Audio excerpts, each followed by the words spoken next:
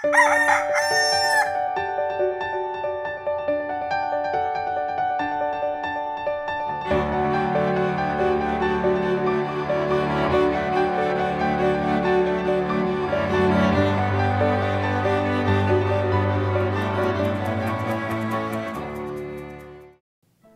buntag sa tanan ug malipayong Pasko. Father Arnold po mula sa Bukidnon, muli ninyong mga kasama para magkapet pandasal.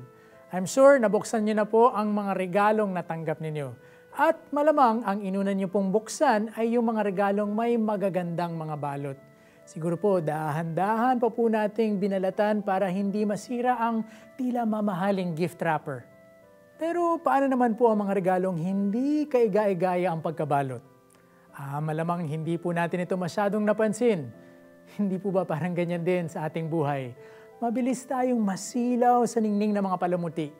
Pero sana sa ating pagdiriwang ngayong Pasko, makita natin na ang pinakamaganda, ang pinaka-espesyal at pinakamahalagang regalong ating natanggap sa ating buhay ay hindi nakabalot sa kagarbuhan at napapalibutan ng mga kabonggahan.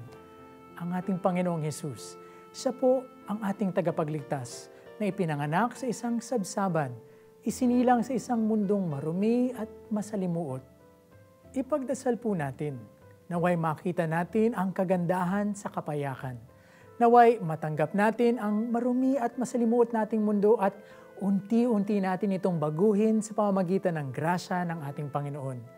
Naway masumpungan natin ang ating tagapagligtas sa pang-araw-araw nating mga buhay.